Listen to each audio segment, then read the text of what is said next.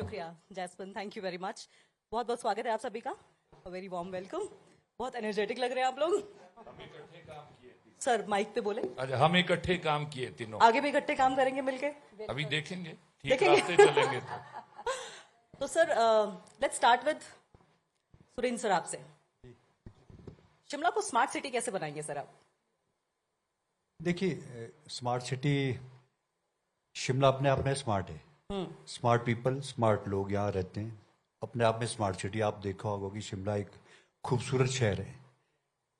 वो दूसरा सवाल आपने पूछा कि स्मार्ट सिटी, जिस तरह स्मार्ट सिटी का हमारा प्रोजेक्ट आया था, तो सच्चाई है कि मैं उसमें दूसरी चीज़ों में नहीं जाना चाहता, लेकिन जिस चीज़ के लिए स्मार्ट सिटी बनाएगी तो उस धरातल पे वैसा नहीं उतर पाया।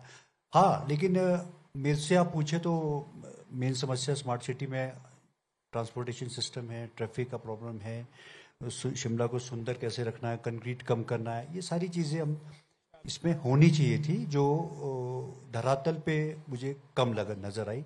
और हम सर ये थोड़ा वेग हो गया, लेट्स टॉक। अगर पॉइंट्स पे हम बात करें, शिमला एक ऐसी सिटी है जिसे 2,500 लोगों के लिए बसाया गया था। आज की population 2.5 lakh, floating population more than 5 lakh. कैसे मैनेज करेंगे सर? बिल्कुल, मैं आपकी बात से सहमत हूँ। 25,000 लोगों के लिए इस टाइम शिमला बना था, पानी की स्कीम भी उतनी आई थी, लेकिन टाउनशिप का मामला है। अभी जाठिया देवी में टाउनशिप का हमारा एक प्रपोजल गया हुआ है। सेंट्रल गवर्नमेंट से भी बात, माननीय मुख्यमंत्री जी उस पर स्वयं मंत्री जी से मिल के आए हैं। जो सिटी को थोड़ा सा बर्डन इस पर कम करने की बहुत आवश्यकता है, चाहे ऑफिसेज है, चाहे दफ्तर दूसरे हैं, और उसको टाउनशिप नहीं बना करके, ताकि शिमला एक पर्यटन नगरी है, इसके लिए जितना कम से कम इस पे बर्डन पड़ेगा उतना ही ज्यादा फायदा। सर संजय जी आपसे इसी पर अगर सवाल लें तो, क्योंकि टाउनशिप की बात कर रहे हैं सर, शिमला कैपिटल सिटी है, यहाँ पे बहुत सारे गवर्नमेंट ऑफिसेज हैं, और क्या अगर इन गवर्नमेंट ऑफिसेज को बाहर शिफ्ट कर दिया जाए तो शिमला सिटी पर भार कम होगा? आप सबसे पहले जो आपने ये कार्यक्रम किया है, ये बहुत अच्छा आपने इसमें दिया है, क्योंकि राइजिंग भी आम आदमी नहीं पढ़ पाए। शायद स्थिति यही है। स्कूल में हमने पढ़ा था कि Rome was not built in a day, Rome एक दिन में नहीं बना था। शायद शिमला का भी इतिहास अगर आप देखेंगे, शिमला देश के सबसे पुराने शहरों में से एक है, और वो शहर है जहां पर जब ब्रिटिश काल था उस समय में दुनिया का जो शासन था, इसी शहर से 6 महीने के लिए 70% दुनिया का शासन जो है अंग्रेज यहीं से। और इस शिमला के अंदर किसी एक का योगदान नहीं है। अगर आप इसका जिसका जिक्र इससे पहले जो पूर्व विधायक राकेश सिंघा कर रहे थे, ये जो बिल्डिंग का नाम गॉल्टन कासल का नाम, इसका जो निर्माण किया गया, क्योंकि ये सबसे पुराने समय की बिल्डिंग में से एक है और ऐतिहासिक बिल्डिंग, इसके लिए मजदूर लद्दाख से लाए गए। और आज भी आप देखें, ये जो कृष्णा नगर है, इसका नाम लद्दाखी मल्ला था। और कहां से पत्थर आया? संजौली से पत्थर आया, यहां पर जो है आया है। उसी तरीके से कश्मीर से मजदूर। तो ये शिमला के अंदर जो इसका निर्माण का कार्य है, ये एक दिन में नहीं हुआ। और जो अभी चले गए हैं पूर्व मुख्यमंत्री, पूर्व जो यहाँ पर मंत्री हैं, हम सबको जिम्मेवारी देनी पड़ेगी। अगर रोम, आप जिम्मेदारी लेते हैं सर? मैं सबकी बात कर रहा हूं। मैं वो चले गए, अगर सुन लेते तो बेहतर होता। जिस तरह से Rome was not build in a day, ये हमने स्कूल में पढ़ा है, उसी तरह से हमने एक चीज और पढ़ी है। जब रोम जल रहा था तो नीरो बांसुरी बजा रहा था, हम सब नीरो है सर। बट ये आरोप प्रत्यारोप नहीं, आरोप प्रत्यारोप नहीं, मैं हम सब बोल रहा हूँ। Let's talk about your vision. मैं ये कह रहा हूँ, बेसिकली यहाँ पर भारद्वाज जी कह रहे थे कि फलाना सिंघा जी वहां से पढ़ने आए। मैं यहाँ पैदा हुआ हूँ, मैं यहाँ पढ़ा बड़ा हूँ, मैं यहाँ सब कुछ, मैंने शिमला को पिछले 57 साल के अंदर मेरा जीवन में मैंने इसको बहुत नजदीकी से, करीबी से महसूस किया है, देखा नहीं है। तो ये जो आज यहाँ पर प्रश्न उठ रहे हैं, सरकार की जिम्मेवारी थी कि इसका नियोजन जो है, प्लानिंग, जिस तरह से और देश की दुनिया की हेरिटेज सिटीज हैं उस तरह से होना चाहिए। एथेंस में तो इस तरह का विकास नहीं हुआ। एथेंस, पुराना एथेंस जो है, जो हेरिटेज सिटी है, वो हेरिटेज रही। उसके इर्द गिर्द आपकी बात पे छोटा सा इंटरवेंशन होगा, क्योंकि आप शिमला से हैं, क्योंकि आप यहाँ पले बड़े हैं, क्योंकि यहाँ की सिटी को, इस जगह को, आबो हवा को आपने महसूस किया है। इसलिए जब आप मेयर थे तो आपकी जिम्मेदारी ज्यादा बनती थी कि आप बिल्कुल। चीजों को सुधारें मैं कह और रहा आप हूं। बेहतर समझ रखते हुए सुधार सकते थे। मैं आ रहा इसीलिए हूं। बताइए कि मैं आपने आ क्या रहा हूं। किया। यहां लड़ाई हो रही थी कि कौन स्मार्ट सिटी लेकर आए। कांग्रेस की सरकार थी यहां पर हिमाचल प्रदेश में। देश में माननीय मोदी जी प्रधानमंत्री थे, बीजेपी की सरकार थी। हमारे साथ धोखा हुआ शिमला शहर की जनता के साथ। ये दोनों मेरे कुलीग्स हैं। हम सब ने मिलकर जब हमारे साथ धोखा हुआ, शिमला के 87.5 पॉइंट्स थे जो पॉइंट्स के आधार पर तय होना, धर्मशाला के 35 पॉइंट्स थे। हमने तय किया कि हम इसको चुनौती देंगे, बेशक सरकार, केंद्र की सरकार और राज्य सरकार। मैं एज संजय चौहान, इस शहर का नागरिक, हमने पिटीशन दायर की हाई कोर्ट में। ये ऑर्डर है मेरे पास, वो चले गए हैं। भारद्वाज जी यहाँ अभी काफी जोर से बोल रहे थे। 15 दिसंबर 2015 को हम सब ने निर्णय लिया था कि हम पिटीशन करेंगे। हमने लिया। 15 दिसंबर 2015 को निर्णय आया, तब शिमला स्मार्ट सिटी आया। और हम लोगों ने 9 महीने की मेहनत, पूरा हाउस जो स्मार्ट सिटी के अंदर तय किया गया था, मैं तभी कह रहा हूं चले गए, वो कुछ नहीं किया। आप कहीं उस पर इंसिडेंट दंगा का जिक्र कर रहे हैं जब प्रधानमंत्री नरेंद्र मोदी ने 100 सिटीज अनाउंस की थी। अनाउंस की थी, हमें नहीं उसमें इंक्लूड किया था। हमारे साथ धोखा हुआ था। हम हाई कोर्ट में गए, हाई कोर्ट से हम यहाँ पर लेकिन जो है सर, लड़कर- अब जब स्मार्ट सिटी का दर्जा मिल गया है, हाँ, करना है, तो अब क्या कर रहे हैं मैं आप? बता रहा हूं, मैं बता रहा हूं। देखिए, पुरानी चीजें खोद के निकालने से कोई फायदा नहीं है। खोद के नहीं, वही इतिहास से ही दुनिया आगे बढ़ी है। मैं वही कह रहा हूं, हम लोगों ने, सबने, हाउस ने, हमारे अधिकारियों ने, जो भारद्वाज जी ने कहा, मैं उनकी बात का समर्थन करता हूं। 1,63,000 स्टेक होल्डर्स जो शिमला शहर के हैं, उनसे सुझाव लिए स्मार्ट सिटी का जो प्रोजेक्ट बनाया, हम सब ने मिलकर बनाया। और इन्होंने क्या कर दिया, स्मार्ट सिटी का लोहा सिटी, स्टील सिटी बना दिया। कहीं पर नहीं था, कहीं पर नहीं था। ये आप देख लें, आज पढ़ लें। स्मार्ट सिटी के अंदर था कि आपको जो है इस ट्रांसपोर्ट सिस्टम को ठीक करना है, ITMS। ये यहां पर जो है क्या नाम, एक टनल थी लक्कड़ बाजार से लेकर, क्योंकि ये सबसे कंजेस्टेड एरिया, लिफ्ट को, उस पर ध्यान नहीं दिया। ठेकेदारों ने तय किया यहां पर पिछले 5-6 वर्षों में स्मार्ट सिटी का जो कार्य था, उसके आधार पर जो ठेकेदार ने कहा कि यहां पर डंगा लगेगा, वो जो है स्मार्ट सिटी का पैसा बर्बाद कर दिया। ये जो रिपन हॉस्पिटल है अंग्रेजों के जमाने का, इसके लिए 107 करोड़ था, ताकि बेहतर स्वास्थ्य सेवाएं जो है, जो लोग यहां पर रहते हैं, शहर के वासी है, उनको मिले। उसको एक तिनकानी उसमें लगाया गया है। तो जवाबदेही तो उनकी है, जिन्होंने किसकी है सर? वो जो बीजेपी की सरकार और जो बीजेपी का नगर निगम था। आज मैं आपको बता दूं, ये सर, नगर निगम, क्योंकि- नगर निगम शिमला जो है ऐसा बेहाल कर दिया है। ये सुरेंद्र जी महापौर है, ये उमा जी उप महापौर, इनके पास मीटिंग का हॉल नहीं है। आपको मालूम है, ये देश के अंदर संविधान की चुनी हुई तीसरा वो है। सर, क्यों? मैं आपकी बात पे एक सवाल मेरा ये है कि हिमाचल का इतिहास रहा है कि सरकारें बदल बदल के आती रही। बिल्कुल। कभी बीजेपी, कभी कांग्रेस, कभी बीजेपी, कभी बिल्कुल। कांग्रेस। आपने सिर्फ बीजेपी का नाम क्यों लिया? नहीं, मैं अभी जो स्मार्ट सिटी की बात कर रहे हैं ना, मैंने तो पहले कहा कि आज तक शिमला जो ऐतिहासिक शहर था, ब्रिटिशर्स ने इसके लिए जो है डेवलपमेंट प्लान बनाया था। 77 में से लेकर 79 से लेकर कोई डेवलपमेंट प्लान नहीं है शिमला के लिए। जिस सरकार की आपने प्रपोजल दिया? हमने आपका विजन क्या था? हमने किया। हमारी तो हालत पता क्या, पहाड़ में एक शब्द है प्रादो। प्रादो जो सबसे है, जिसको बोलते हैं कि गरीब की जोरू सबकी बाबी। नगर निगम की ये हालत है। जो भी सरकार आती है, वो डिपार्टमेंट है इनका बनाया हुआ, पूछो इनको। मतलब सरकार जो है वो देगी, नगर निगम वो करेगी। उसी तरीके से आज ना केवल शिमला का, पूरे देश के अंदर जो संवैधानिक जिम्मेवारी नगर निगम की है, बहुत बड़ी जिम्मेवारी है। ये संवैधानिक संस्था है। 3 टायर सिस्टम में नगर निगम जो है महत्वपूर्ण है। उसको योजना भी बनानी है और डिलीवर भी करना है। परंतु आज सरकारें इसको जो है विभाग बनाने पे तुली है। अब तो विभाग से भी कम दर्जा कर दिया है, संजय जी ने अपना विजन नहीं बताया और गोल गोल गोल घुमाते रहे। विजन तो मैं बता रहा हूं, हमने आप पूरा उसके स्मार्ट सिटी के अंदर जाए, क्योंकि विजन बताऊंगा तो ये सब लोग भी चले जाएंगे। सर, विजन सुनने के लिए तो लोग आए, पता तो चले आप चाहते क्या थे। मैंने आपको कहा स्मार्ट सिटी कब होगी, जब मेहनत करने वाले से लेकर, दिहाड़ी मजदूरी करने वाले से लेकर, छोटे व्यापारी से लेकर बड़ा व्यापारी तक, और इस शहर का हर नागरिक जो है उसको बेहतर सुविधा मिले। कैसे?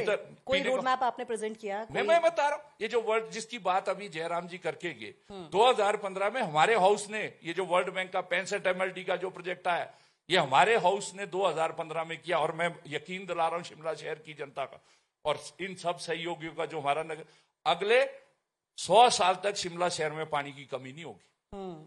100 साल तक 65 MLD पानी 2015 में इसी नगर निगम शिमला में जब हम महापौर थे, ये लोग मेरे सहयोगी थे, हमने वर्ल्ड बैंक के लिए वो प्रपोजल दी थी और वो जो है 17 में मार्च में जो है वो अप्रूवल हुई। और इन्होंने क्या किया, अभी चले गए वो। ये तो नगर निगम का दायित्व है पानी देना। जो 18 जो शेड्यूल है 18 उसमें जिम्मेवारी है, कंपनी बना दी, अब जो है प्राइवेट कर रहे हैं ये जयराम जी और इनकी सरकार। सुरेंद्र जी से भी ले लूं। सुरेंद्र जी, क्योंकि संजय जी बार बार बाकी कंट्रीज का जिक्र कर रहे हैं, अंग्रेजों का जिक्र कर रहे हैं, तो ये बात तो सच है कि पहला म्युनिसिपल कॉर्पोरेशन इंडिया में शिमला ही था। नहीं, सेकंड कोलकाता था पहला, कोलकाता, ओके। सेकंड था मद्रास, पहला था, सेकंड ये था कोलकाता या नहीं, मद्रास? मद्रास, ओके। मद्रास पहला था, सेकंड ये था। तो अंग्रेजों के जमाने में बना हुआ म्युनिसिपल कॉर्पोरेशन इतना रिच था कि कभी बीएमसी को, मुंबई म्युनिसिपल कॉर्पोरेशन को वो लोन दिया करता था। ऐसा क्या हो गया शिमला म्युनिसिपल कॉर्पोरेशन की आज इसकी हालत ये है?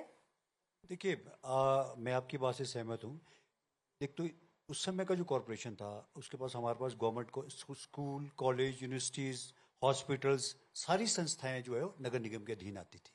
आज की समय में वो हमारे पास कुछ नहीं है। वो सारी जो पावर्स है या जो जितने भी इंस्टीट्यूशंस है वो गवर्नमेंट ने वापस ले ली। तो आपका नगर निगम का विशेष कार्य क्या है? सफाई व्यवस्था करना, झाड़ू लगाना और सुबह शाम, और पानी और टैक्स का। बाकी इसके अलावा जो हॉस्पिटल्स, कॉलेज, फायर सब कुछ नगर निगम के पास था, क्योंकि कैपेबल था, सोर्स ऑफ इनकम बहुत थी। इसीलिए बॉम्बे, जो आज ये उदाहरण दिया जाता है कि बॉम्बे को लोन दिया गया, लेकिन समय वो ऐसा था। आज की डेट में वो ऐसा समय नहीं है। आज तो सारे हमारे पास इंस्टीट्यूशन गवर्नमेंट के पास है। तो ये इसलिए मैं कह रहा हूँ कि जो पहले समय था वो आज का समय वैसा नहीं है, क्योंकि आप हमारे पास दो या क्या तीन फर्क है चीजें। सर, पहले के समय में आज के समय में क्या फर्क फर्क है? ये कि सारे आपके जो कॉलेज थे, यूनिवर्सिटीज थे, हॉस्पिटल्स थे, आपके फायर स्टेशंस थे, सब कुछ नगर निगम के अधीन था। इलेक्ट्रिसिटी था। Semi government, it's a autonomous body, semi government है नगर निगम। अपना एक्ट है इनका, हमारा अपना एक्ट है, अपने उसको इंप्लीमेंट करते हैं। इंडिपेंडेंट बॉडी है, कॉन्स्टिट्यूशन है हमारा अपना।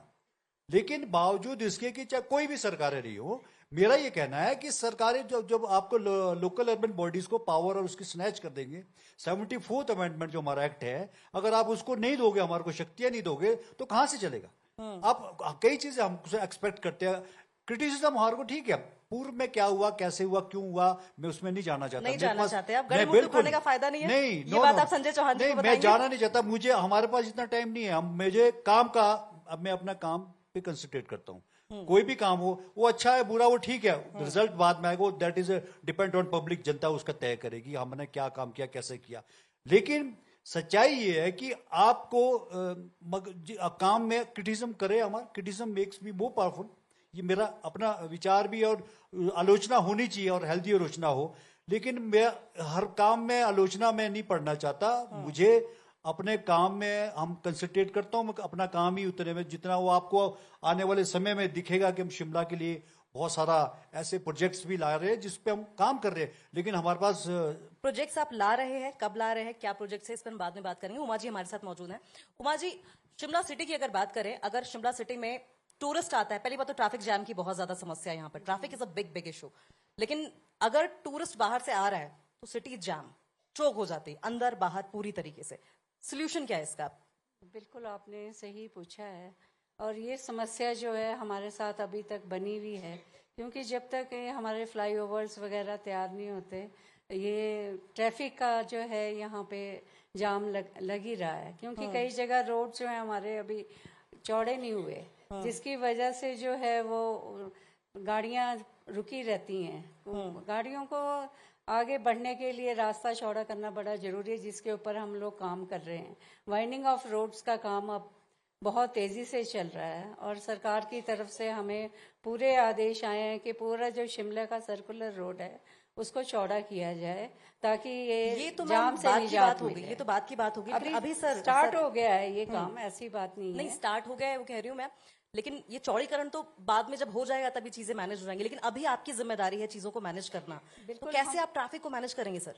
देखिए, मैं इस बात से बिल्कुल एग्री करता हूँ, क्योंकि शिमला एक पहाड़ी इलाका है, पहाड़ी शहर है, और यहाँ पर ट्रैफिक कंजेशन बहुत है और पर्यटन नगरी भी है, साथ के साथ पर्यटन नगरी। हाँ, ये उस पर पार्किंग हम बहुत ज़्यादा, हमारे प्रपोजल आने वाले समय में इस साल हम लगभग 2000 व्हीकल्स को खड़ी करने के लिए जनता को समर्पित करने जा रहे हैं। 2000 गाड़ियाँ जो खड़ी होगी।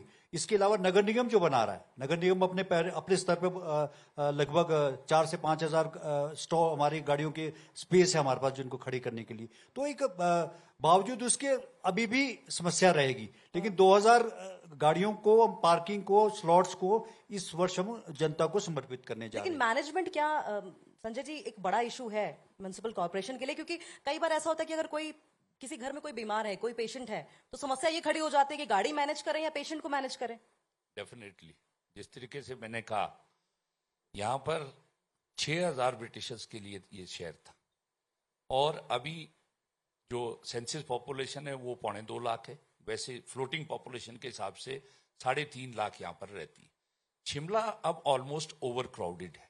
शिमला के सराउंडिंग के अंदर जो विकास होना चाहिए था पिछले 30-40 वर्षों में, मैंने कहा शिमला का कोई भी सरकार रही हो, 79 में एक इंटरिम डेवलपमेंट प्लान बना, उसके बाद कोई नहीं बना। जो 17 में सर वो 79 वाला क्या इम्प्लीमेंट हुआ? वो भी मैं तो नहीं कह हुआ रहा ना। हूं, कुछ नहीं हुआ है, वो इंटरिम है, फाइनल नहीं था, वो इंटरिम था। और जो भी सरकार आई जिसको सुविधाजनक रहा कि जाखू में बिल्डिंग्स बनानी है, जाखू में बना दो, 14 मंजिल की बिल्डिंग खड़ी कर दी। शहर का जो ब्रिटिशर्स का प्लान था वो हेरिटेज एरिया के अंदर आप 2.5 और 3 मंजिल से ज्यादा नहीं खड़ी कर सकते थे, हमने 14 मंजिल की बिल्डिंग। तो इसलिए वो जो इंटरिम डेवलपमेंट प्लान था या डेवलपमेंट प्लान होना चाहिए था वो नहीं हुआ। अभी कंजेशन को दूर करने के लिए जितने भी सबब्स हैं आपको, क्योंकि दुनिया के अंदर विकास, दिल्ली का आप ले जो देश की राजधानी है, एक लुटियंस दिल्ली है जो पुरानी दिल्ली जिसको बोल, उसके इर्द गिर्द का जो विकास हुआ है, और उसके बाद वो नोएडा, गुड़गांव, उस हिसाब से यहां पर उस तरीके से जो डेवलपमेंट होनी चाहिए थी वो हुई नहीं है। और मुझे तो सोचकर अभी जो यहां पर बात चल रही थी कि यहां पर राजधानी होनी नहीं चाहिए थी, ये सोच बिल्कुल शिमला के खिलाफ है। हम ये कह रहे हैं डेफिनेटली जहां पर विकास होगा लोगों का पलायन वहीं होगा। अर्बनाइजेशन का मुख्य कारण क्या है? गांव में रोजगार सर खत्म। लेकिन अर्बनाइजेशन के साथ साथ ये बातें भी तो हुई कि शिमला कंक्रीट का जंगल बनता नहीं, चला वो जा तो रहा है। वो मैं कह रहा हूं, इसके लिए कौन जिम्मेदार है आपको मैं लगता है? वही जो तो क्या इसको रोका जाना चाहिए? सरकार, मैं बिल्कुल कोई जो suggestion पुराना इस चीज पुराना का? शिमला है, एथेंस है, एथेंस में बिल्कुल पुराना जो शहर है उसको उसी तरीके, अगर आपको डेवलपमेंट करना है आप पेरिफेरी में करें, आप जो सबर्ब्स हैं उसको करें, आप फागू को डेवलप करें, मशोबरा को करें, वाकना घाट को करें, और वहां पर जो है बुनियादी सुविधाएं पहले दें। ये नहीं कि आप पानी जो है बाद में देंगे, बिजली बाद। तो वो जो योजना होनी चाहिए थी सरकारों की, सरकारें, मैं इसलिए कह रहा हूं क्योंकि वो तो नगर निगम को यूं करके रखा है सरकार ने, ये भी मेरी बात से सहमत है, इनकी तो खुद सरकार है, पहले वाले भी मेरी बात से सहमत है। सरकारों का जो दायित्व या नगर निगम का जो दायित्व था योजना बनाने का, वो सरकारों ने करने नहीं दिया। और जो सरकारों ने जो है जो डेवलपमेंट प्लान होना चाहिए था सबब को डेवलप करने के लिए, शिमला का प्लान रुकेगा नहीं, क्योंकि हॉस्पिटल है, एजुकेशन का सेंटर है, इसको कोई नहीं रोक पाएगा। ये मौलिक अधिकार है देश के किसी भी नागरिक का, और शिमला का कोई स्थायी निवासी नहीं है, ये भी मैं आपको बता दूं। कुछ लोगों का ये कहना है शिमला सबकी मेहनत से बना है, वो जो सफाई का काम यहाँ पर ब्रिटिशर्स के टाइम में पंजाब से लोग लाए हैं, आज उनके भी अधिकार, तो इसलिए वो योजना बने ताकि पेरीफेरी को डेवलप करें और शहर को रेंट। जिक्र आप कर रहे हैं, Shimla more than 65% it's a forest land, और यहाँ पे एक टहनी काटना भी अलाउड नहीं है। ऐसे में आप इसको स्मार्ट सिटी कैसे बनाएंगे? Do you have any plan? देखिए, जो हिमाचल प्रदेश में 65.2% की लगभग कवर्ड है, फॉरेस्ट एरिया कवर्ड है, तो बदले में उसमें ग्रीन फीस या कुछ उसको कार्बन फीस हमको मिलनी चाहिए, जो एक बड़ा दुर्भाग्य है जो हमने लगाया भी था, जो एक नहीं मिलता हमको स्टेट का। हम एक पर्यावरण को भी बचा रहे हैं, इन्वायरमेंट को बेटर कर रहे हैं, पोल्यूशन को हम बचा रहे हैं, लेकिन लोकल अर्बन बॉडीज को, मैंने इसको अलग अलग प्लेटफॉर्म्स पे बहुत कई बार उठाया कि लोकल अर्बन बॉडीज को उसके बदले में कोई ग्रांट नहीं मिलती। सबसे बड़ा काम नगर निगम करता है, जिसको क्रिटिसिज्म हमेशा। क्या ये हर सरकार में रहा है? नहीं, ये Corporation, मैं non-corp- नेशनल लेवल पे बोल रहा हूँ, नेशनल लेवल पे मैंने ये बात की। आपका पहाड़ी राज्य, देखो आपको दूसरी दो चीजें मैं बताना चाहता हूँ। हिमाचल एक पहाड़ी राज्य है, शिमला भी पहाड़ों की रानी इसीलिए कहा जाता है इसको, पहाड़ों की। यहाँ के चैलेंजेस बड़े डिफरेंट है। अलग चैलेंजेस है। आप प्लेन एरिया से नहीं कवर कर सकते इसको। प्लेन शहरों में जाओगे तो आप, मेरा गार्बेज कलेक्टर सुबह 4:30 बजे उठता है, 4:30 बजे 200 घर करता है, 200 300 सीढ़ियां चढ़ता है, फिर नीचे आता है, फिर अपने कैरी पे उसको उठाता है, कूड़े को अपने पीठ पे उठाने के बाद मेन रोड पे पहुंचाता है, मेन रोड पे पहुंचाने के बाद फिर प्लांट पे पहुंचाता है गाड़ी। इतना टफ सिचुएशन है। शहरों में क्या होता है, शहरों में गाड़ी आई, गाड़ी में डाल दिया, कूड़ा वो कर दिया। हमारा फाइनेंस कमीशन था, अभी अरविंद जी आए थे, मैंने उस पर बोला, दिल्ली में मैंने ये बात की, नेशनल लेवल में इस चीज को रखा कि हमारा कंपैरिजन जो है शहरों के बजाय और पहाड़ों को हमको अलग से किया जाए। जो भी प्लानिंग बनती है वो मेट्रोपोलिटन सिटीज के हिसाब से बनती है। हमारा राज्य पहाड़ी राज्य है, मैं कॉस्ट ऑफ कंस्ट्रक्शन हमारी 10 गुना 20 गुना ज्यादा होती है। शहरों में वो सड़क 1 लाख रुपए में बनती है, मेरी अब 20 लाख में नहीं बनेगी वो। कोई भी छोटा सा भी काम मुझे करना है तो हम बदले में आपको इन्वायरमेंट को स्वच्छ हवा दे रहे हैं, लेकिन बदले में हमको मिल क्या रहा है? हमारे को कंपैरिजन शहरों से नहीं करना चाहिए। जो प्लानिंग बनी, बस जो फाइनेंस कमीशन था, फाइनेंस कमीशन पे मैंने दोनों दफा इनको ये चीज को रखा। मैंने कहा इसको हमको अलग से, चाहे बल्कि हमारी नेबरिंग स्टेट्स है, उत्तराखंड को अलग से मिलता है, जे&के को अलग से मिलता है, हिमाचल को क्यों नहीं मिलता, या शिमला को क्यों नहीं मिलता? और शिमला एक हेरिटेज सिटी है, ब्रिटिशर्स की कैपिटल रही, जैसे संजय जी ने कहा। हमारे तो राइट्स अलग भी, हमारे को बहुत एंगल से इसमें क्वालिफाई करते हैं, लेकिन दुर्भाग्य इस चीज का था कि पर्यटन नगरी होने के साथ साथ क्या नगर निगम झाड़ू लगाने का काम करेगा? बदले में उसको कोई पोल्यूशन का और ग्रीन फीस का या किसी तरह का कोई भी किसी भी तरह का कंट्रीब्यूशन। प्रॉब्लम कहाँ आ रही है? मैं आपको मतलब क्या आप डिमांड्स रख रहे हैं या सजेशंस दे रहे हैं, उन्हें माना नहीं जा रहा है? किस लेवल पे नहीं माना जा रहा है? क्योंकि मदद सेंट्रल गवर्नमेंट से भी ली जा रही है, आपको क्या लगता है कहाँ कमी है? मैं आपको ये बता दूं, हमको 2 तरह की ग्रांट्स मिलती है। हाँ, एक स्टेट ग्रांट से, एक सेंट्रल ग्रांट है। सेंट्रल ग्रांट में उसमें भी हमारे को 50% का कट कर दिया। सवाल ये नहीं है, सवाल ये कि लोकल अर्बन बॉडीज को, यूएलबीज को स्ट्रेंथन कैसे करोगे आप? कहां से हो रहा स्ट्रेंथन? आप एक साइड से कैपिंग करते हो, स्ट्रेंथन करेंगे? आप मैंने तो टीवी पे बैठे हैं, सब देख रहे हैं। मैंने ये चीज नेशनल लेवल पे बोली है, फाइनेंस कमीशन के सामने बोली है। एक बार नहीं, या एक बार शिमला एक हो दो, मैं दिल्ली गया था उस बैठक में, उसमें भी गया। मैं कहा पहाड़ी राज्यों को आप अलग से, हमारे को आप कंपैरिजन हमारे को शहरी इलाके से नहीं कर सकते। बड़ी बड़ी शहरों की मेट्रोपोलिटन सिटीज की प्लानिंग के आधार पे हमको नहीं तोल सकते आप। हमारे चैलेंजेस अलग है, हमारा काम करने का तरीका अलग है, हमारी हर सिस्टम ही अलग है हमारा चैलेंज। यानी कि आप मानते हैं कि planning, execution and allocation of funds वो अलग होना चाहिए? बिल्कुल, यूएलबीज को सबको ये देना चाहिए। सर ने देने की बात कही कि हिमाचल हम दे रहे हैं, ऑक्सीजन दे रहे हैं, ये दे रहे हैं, वो दे रहे हैं। देने पे ही हिमाचल से याद आया कि पहाड़ है हमारे पास, हिमाचल में नदियां हैं, पानी है, बर्फ है, बहता है, आगे जाता है। उसके बावजूद पंजाब में 24 घंटे पानी है, लेकिन हम शिमला वासियों को 24 घंटे पानी नहीं दे पा रहे। ये आपने महत्वपूर्ण प्रश्न उठाया कि हमारे पास पहाड़ है, वन है, पानी है, पर हमें उसका हिस्सा नहीं मिलता। हम हिमाचल प्रदेश की बात कर रहा हूं, करीब 1,25,000 करोड़ का वनों का संरक्षण हम करते हैं। हमारे लोग आज भी बेदखली हो रही है उनकी फॉरेस्ट लैंड से, उसके जो हमें केंद्र सरकार से मिलना चाहिए था, चाहे कार्बन क्रेडिट है, चाहे उसके अधिकार में, कुछ नहीं मिलता। दूसरा, हमारे पानी, हमारा जमीन, हमारे पहाड़ में हाइडल प्रोजेक्ट लगा है, हमें हिस्सा 9%, 12%, 12.5%, 15%। ये अगला मेरा सवाल यही होना चाहिए, हमारे संसाधन, पंजाब को 24 घंटे हमारे मिल रहे, लेकिन हिमाचल वासियों मैं कर लूं, हमारा जो नगर निगमों की अगर आप पुराने समय में देखेंगे, सबसे बड़ा कमाई का साधन चुंगी था, ऑक्ट्रॉय। जो कोई गाड़ी, वो चुंगी कानूनन खत्म कर दी। और हमें जो है, वो जो सुरेंद्र जी ने कहा, जब हिमाचल प्रदेश में शिमला के लिए ग्रांट आती है, मेरे ख्याल अब तो 57 अर्बन लोकल बॉडीज हैं, उनके साथ आता है केंद्र से पैसा। शिमला कोई और शहर की तरह नहीं है, शिमला का महत्व है देश के लिए अंतर्राष्ट्रीय स्तर पर। ये एक अंतर्राष्ट्रीय स्तर पर जो है, ये पर्यटक शहर है। केंद्र सरकार, ये राजधानी है हिमाचल प्रदेश सरकार की। हमने ये जब हम उसमें थे, हमने 100 करोड़ की ग्रांट मांगी थी, कैपिटल ग्रांट। अगर इस शहर को आप जिंदा रखना चाहते हैं, अगर इसको राइजिंग रखना चाहते हैं, तो मिनिमम 100 करोड़ की ग्रांट दे। किसी भी सरकार ने नहीं दी, हमने 2 सरकारों में काम किया। सर, क्या पॉलिटिकल इन्फ्लुएंस एक बहुत बड़ा फैक्टर है कि चीजें ग्राउंड पर एग्जीक्यूट नहीं हो पा रही हैं? बिल्कुल ये है। बिल्कुल मैं इस बात से सहमत हूँ, क्योंकि अब ये भी महसूस कर रहे हैं इनकी actually में सरकार, इनकी, होता हमने क्या किस टफ टाइम में काम होता क्या किया है होगा। कि आप अपनी मेरा अपना ऐसा मानना है, आप कोई भी काम करोगे तो उसमें हर्डल्स तो आती हैं वो, क्योंकि हमारा सिस्टम ऐसा बना हुआ है कि उसी सिस्टम में हम आपको फंसे हुए कागजों में ही उसमें, लेकिन जिस काम को हमको जल्दी होना चाहिए था उस काम में हम बहुत लेट करते हैं और उसका बड़ा नुकसान होता है हमारे को। चाहे वो हमारे यूसीज जाते हैं, सर्टिफिकेट नहीं जा पाते, हमारे को अगला ग्रांट नहीं मिल पाती, क्योंकि सरकारी तंत्र में ऐसा फंस जाता है फाइलें या कागजों में, तो एक बड़ा चैलेंज है। पॉलिटिकल इन्फ्लुएंस है। और आप प्रोसेस की भी बात कर रहे हैं कि प्रोसेस में सुधार आना चाहिए। सर लेट्स, बहुत रिक्वेस्ट है आप लोगों से, let's not get into past. हम गड़े मुर्दे नहीं उखाड़ते हैं, हम विजन पे और आगे क्या हो सकता है इस पे बात करते हैं। हम वाटर क्राइसिस का जिक्र कर रहे थे संजय जी आपसे। वाटर क्राइसिस, अगर आप 2018 याद करें, आपको याद होगा कि शिमला में ऐसा वाटर क्राइसिस हुआ था कि यूएस तक में रिपोर्ट छप गई थी और एग्जांपल्स दिए जा रहे थे कि हमारे यहाँ ऐसी हालत नहीं होनी चाहिए शिमला जैसी।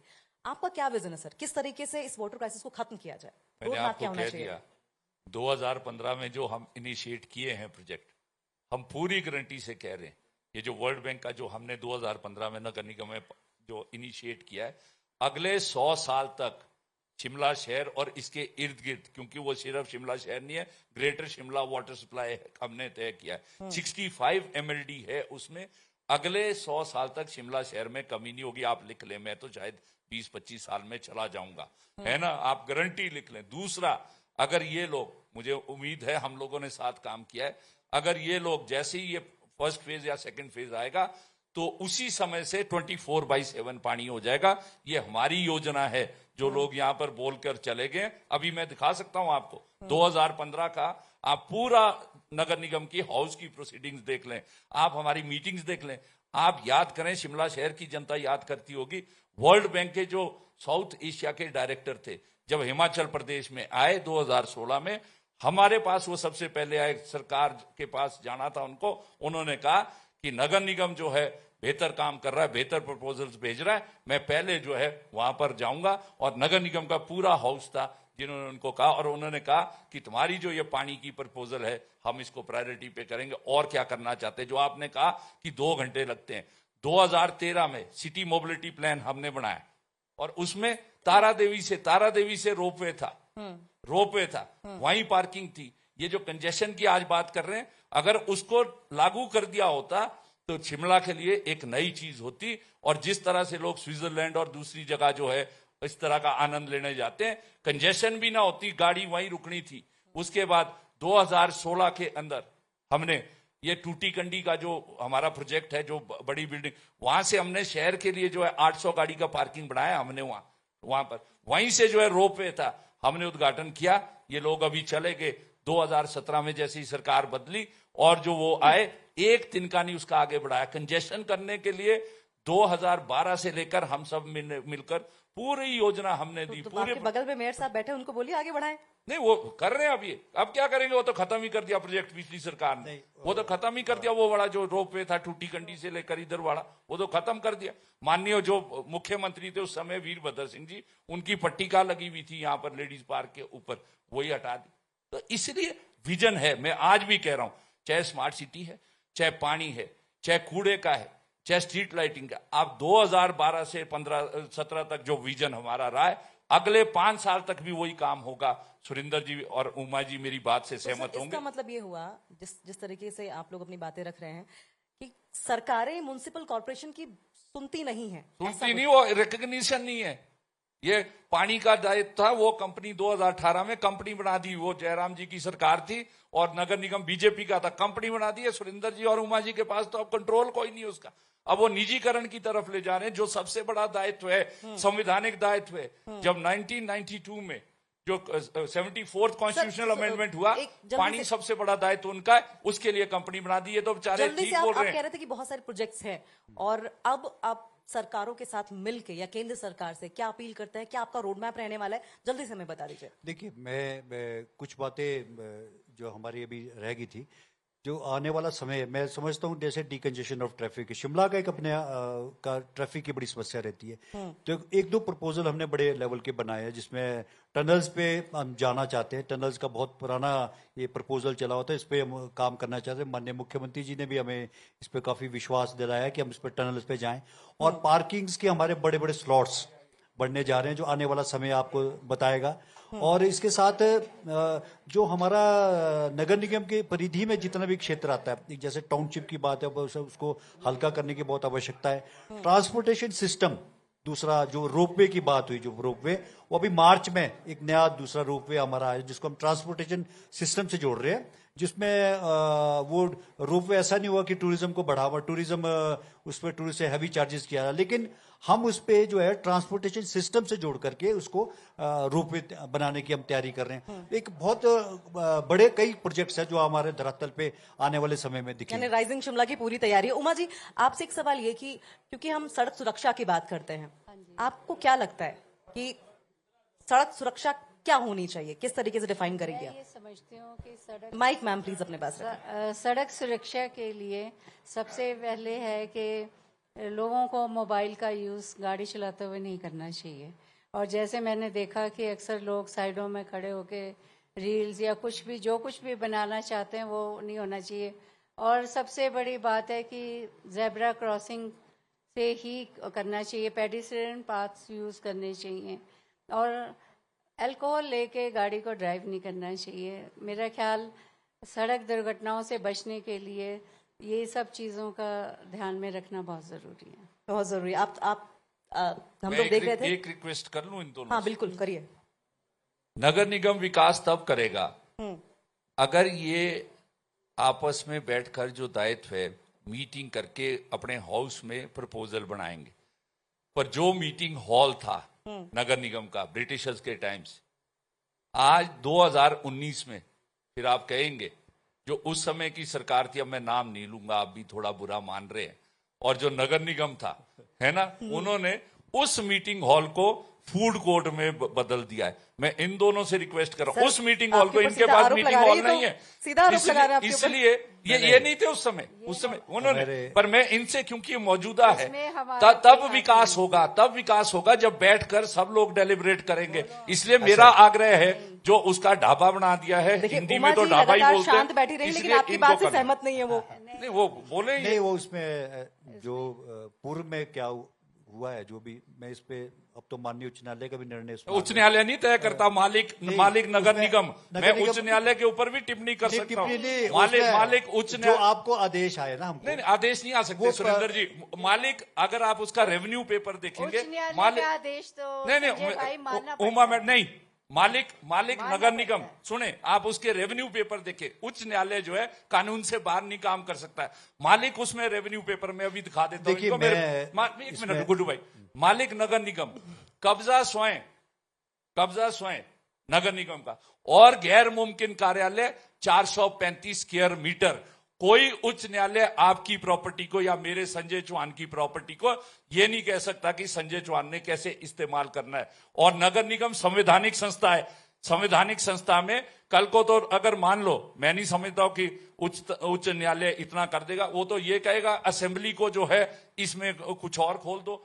कल को जो है पार्लियामेंट में कुछ उच्च न्यायालय नहीं करता है। ये आपका विवेक है, आपने इसको करना है। और मैं कह रहा हूं शहर की जनता से मेरा आपसे हाथ जोड़ के है, आप योजना तब बनाएंगे जब आपके पास बैठक हॉल होगा। आपके पास आज बैठक हॉल तो दीजिए सुरेश जी, सफाई तो ले लीजिए। अच्छा देखिए, ऐसा है, किसी की आलोचना करना मुझे ज्यादा आलोचना नहीं, हक है आपका। मेरा इशू ये है कि हम जिस काम को करना चाहते हैं, मेरा कंसंट्रेशन उस पर रहती है। जो मैंने आपको अपना प्लान भी बताया, भविष्य की हमारी जो योजना है, वो मीटिंग हॉल वाला वो धरातल में बिल्कुल मीटिंग हॉल होना चाहिए। मैं इसकी बात से बिल्कुल सहमत हूं, इनकी बात से। हमारा मीटिंग टाउन हॉल इसीलिए जाना जाता था। टाउन हॉल क्या होता है, शहर के अंदर जहां भी टाउन हॉल होगा, वो टाउन हॉल के नाम से जाना जाता, तो उसकी अपनी एक महत्ता है। वो कहीं भी आप इंडिया में कहीं भी जाओगे, टाउन हॉल टाउन हॉल रहता है। और इसमें हम सभी लोग कलेक्टिवली कर रहे हैं। इसमें मैं इस पे अपने, चाहे मुझे उच्च न्यायालय में या किसी में कहीं पे भी अपनी बात को रखना हमारा राइट है, हक है, और होना चाहिए, क्योंकि हम अभी हमारे पास व्यवस्था नहीं है वैसी, और वो मीटिंग्स के लिए करने के लिए, और वो हमारा जहां मेरा ऑफिस है हमारा मेयर साहब का, मेरा तो क्या सर, वो विजन जनता की का कमी ऑफिस बता है, रहे हैं। लेकिन मेयर के ऑफिस के साथ जो वहाँ पर स्पेस है उस पर हम काम करने जा रहे हैं, कोशिश करेंगे कि उस पर हम जल्द से जल्द सर, हमारा देखिए, बैठक हॉल बने। शिमला बड़ी सिटी है और इस सिटी को लेकर ऐतिहासिक चर्चा भी बहुत बड़ी होनी चाहिए थी, लेकिन समय हमारे पास बहुत कम है। इसलिए उमा जी, सुरेंद्र जी और संजय जी, आप तीनों का बहुत बहुत शुक्रिया सर।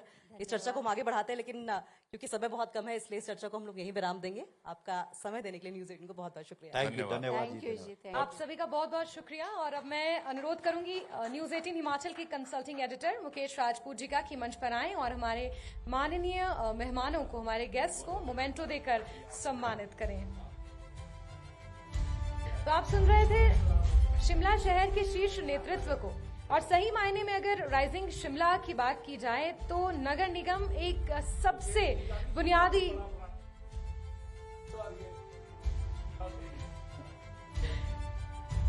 बिल्कुल। और राइजिंग शिमला का, जैसा कि मैं जिक्र कर रही थी कि हम बात करें राइजिंग शिमला की, और राइजिंग शिमला को राइजिंग बनाने के लिए नगर निगम की एक महत्वपूर्ण भूमिका होती है, और किस तरह से नगर निगम अपनी भूमिका अदा कर रहा है इस चर्चा में हमने सुना। और आप सभी का बहुत बहुत शुक्रिया।